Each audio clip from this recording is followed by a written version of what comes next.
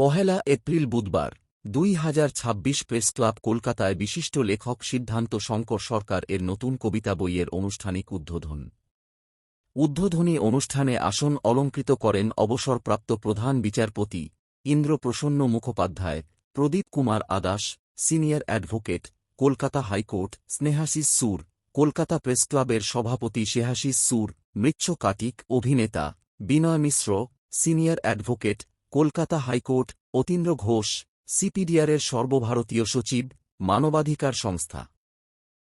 বক্তৃতারা কবি ও সাহিত্য জগতের বিভিন্ন দিক নির্দেশনামূলক আলোকপাত করেন। এই রকম আরও অনেক সামাজিক চিত্রধারণ দেখার জন্য YouTube channel news Purbatara TV চ্যানেলটি সাবস্ক্রাইব, কমেন্ট, শেয়ার, লাইক দিয়ে পাশে থাকবেন।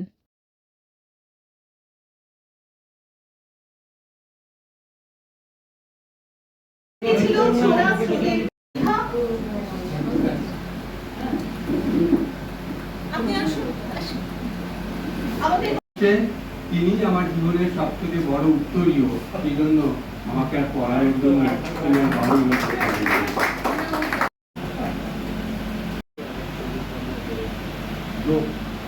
মানুষ নিজের মাথাটাই নিজের কোলে নিয়ে ওখানে বসে আছে।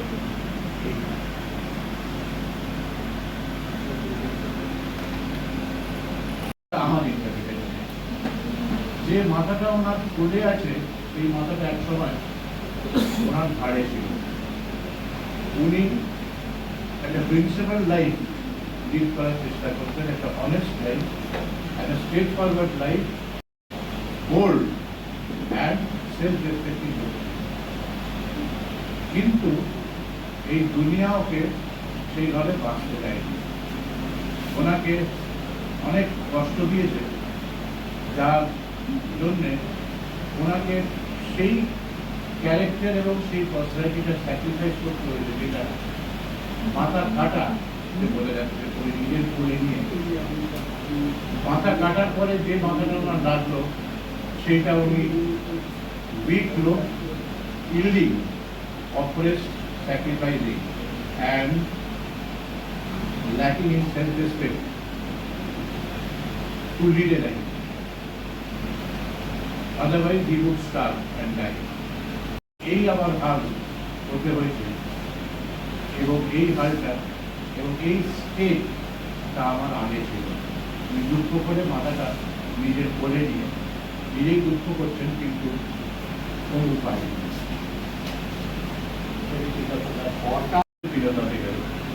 যে তোমরা পৃথিবীতে থেকে পৃথিবীকে ধ্বংস করো না, তার গাছপালা,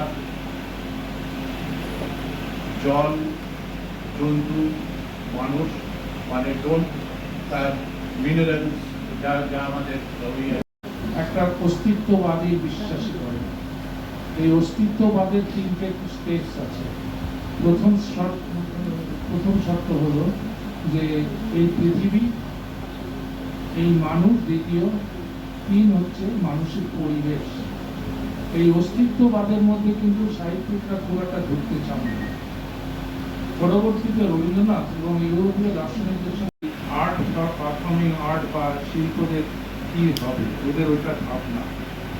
তো তখন আমি একটাই কথা, যাদের আলোচনা শেষে আমি যখন জিজ্ঞেস করলাম কবিরা, প্রত্যেকেরই একটা কথা যে তারা সাবজেক্টিভ, তারা নিজের ভাবে থাকে। এই ঘটনার সঙ্গে এটা আজকের আলোচনা এটাই, কারণ আমাদের এই বন্ধুর প্রথম বইটা ছিল, আমাদের একটা ফেভারিট ছিল, চোরা স্রোতে ভেসে যায় ভাবনায় উঠি যে। তো আমি বলতাম যে এই লাইনটা আমার খুব পছন্দ। আজকের সমাজে উপরে যে স্রোত দেখছেন, তার যে কবিতার বইটার নামটা, সেটা হচ্ছে সত্যি বাঁচা। এটার মধ্যে ইউরোপীয় দর্শনের যেটা বলছে অস্তিত্ববাদ,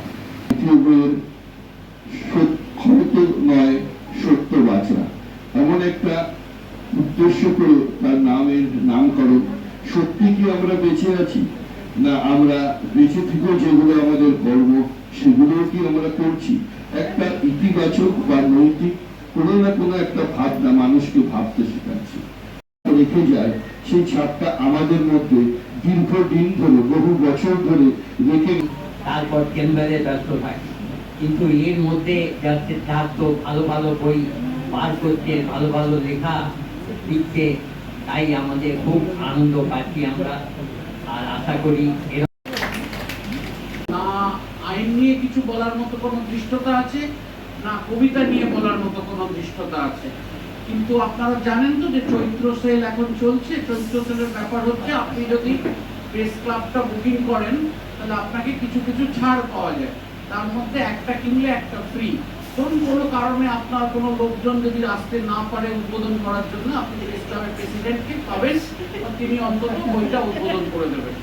তো এইরকম একটা কিনলে একটা ফ্রি সিস্টেমে আমি আজকে এখানে এসে উপস্থিত হয়েছি।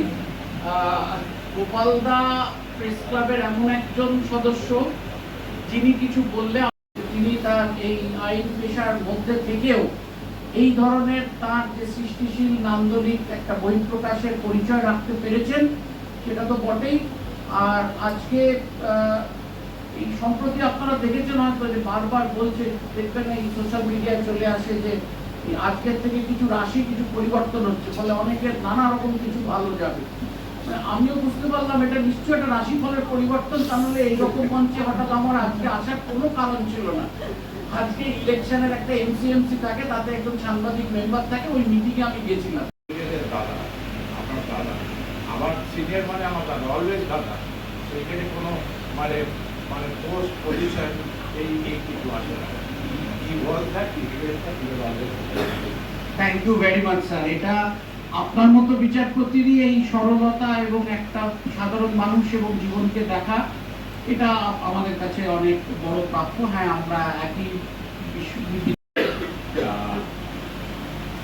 এখন আমাদের দেয়াশিস সুর মহাশয়, যিনি প্রেস ক্লাবের প্রেসিডেন্ট, তিনি ইতিমধ্যে একটা খোঁটা মেরে রেখেছেন।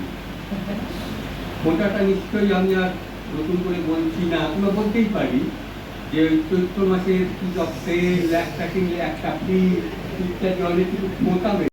ওইটা নামিয়ে মুখটা কার হয়ে যাচ্ছে, মুখটা দেখে যাচ্ছে।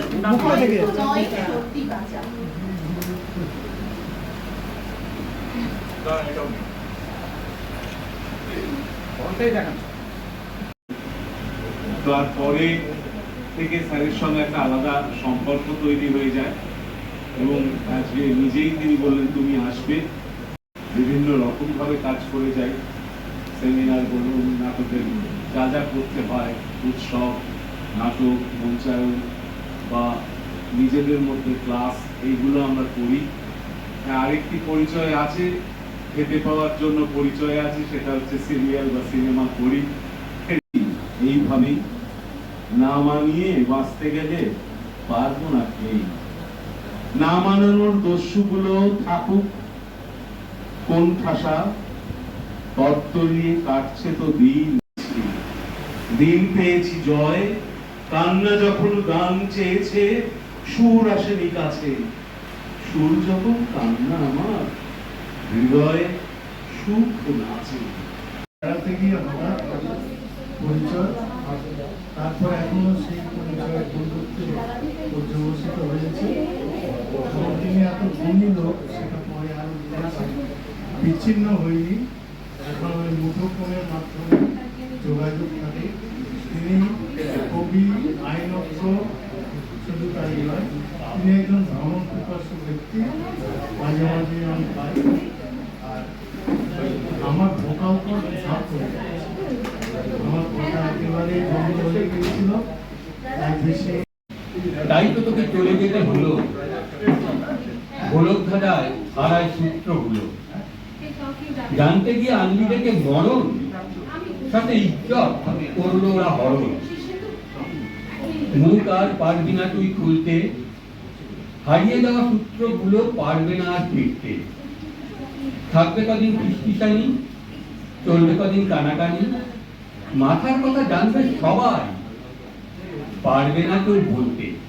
যে বইটা উদ্ঘাটন করতে আমি বইটা পড়ে দেখলাম যে বইটার ভেতর অনেক ফিলসফি আছে, অনেক চিন্তাধারা আছে, এবং আর কোনো কনসিডারেশন নয়, উনি আমার মানে বিশিষ্ট বন্ধু, দাদা, যাই বলুন, সেই খাতিরে আমি বইটা ইনোগ্রেট করলাম। যে বিশেষ লাইনগুলো আপনি তুলে ধরলেন সবার মাঝখানে, হ্যাঁ, সেগুলো আপনাকে ভাবিয়েছে এই বইটা এত সুন্দর? হ্যাঁ, সে বইটাতেই আছে, আমি ওটা ইন্টারপ্রেট করেছি আচ্ছা, যে আচ্ছা। একজন মানুষ তার মাথায় তার নিজের মাথায় কোলে নিয়ে বসে কাঁদছে, মানে তার মানে কভার পেজটাই ভাবনা মানে হ্যাঁ, ভাবতে মানুষকে বাধ্য করছে। যে আমার মাথাটা একরকম ছিল, এখন সেটাকে কেটে দেওয়া হয়েছে, অন্য মাথা লাগানো হচ্ছে। তার মানে কি?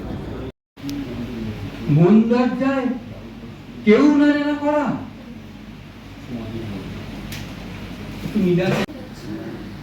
আমি মনে করি আমরা যে আইনের ব্যাপারগুলো নিয়ে ঘাঁটাঘাঁটি করি, সেখানে আমার যিনি মক্কেল, যার মামলা আমি করছি, তার ঘটনা তো ছকে বাঁধা, কিন্তু তার ইন্টারপ্রিটেশন অনেক হতে পারে। একটা কথা, তার ইন্টারপ্রিটেশন কিন্তু আমরা আমাদের কল্পনা দিয়ে এস্টাবলিশ করি, বাস্তবের ঘেঁষাঘেঁষি করে। তা কল্পনা ছাড়া কিন্তু আইন ব্যবসা করা যায় না। কল্পনা শক্তি, চিন্তা শক্তি, অ্যানালিটিক্যাল মাইন্ড। একটা শব্দের অনেক রকম অর্থ হতে পারে। যেমন একটা শব্দ শ্যাল মানে আই শ্যাল ডু, কিন্তু কোনো একটা জায়গায় আছে আই মে ডু। এবার সুপ্রিম কোর্ট কিন্তু কোনো একটা মামলায় আজ থেকে বছর 30 আগে বলেছিল কোন কোন ক্ষেত্রে মে থাকলেও, MAY মে থাকলেও সেটাকে শ্যাল হিসাবে গণ্য করা হবে। তা সেই জন্য এই ইন্টারপ্রিটেশন, আর ইন্টারপ্রিটেশনের জন্য কিন্তু কল্পনা শক্তি দরকার। তা যে কল্পনা শক্তি দিয়ে আমি মামলা করি, সেই কল্পনা শক্তির সংমিশ্রণে আমার লিখতে আপত্তি কোথায়? সেই জন্য আমার তো মনে হয় না যে কোনো ক্ল্যাশ আছে, আমার তো মনে হয় না কোনো রকম দ্বন্দ্ব আছে। ঠিক আছে, তাহলে অবসর সময়টা কি? সেটা তো আমার থেকে আমার কবিতার নাম দিয়ে যে কোনো একটা কবিতার বই হয়, তার মধ্যে নানা ধরনের কবিতা থাকে। অনেক কিছু দিয়েছিলি জেনে মেয়ে, বিপদ ওদের আসছিল সব ধেয়ে, তাই তো তোকে চলে যেতে হলো, গোলক ঘাটায় হারায় সূত্রগুলো।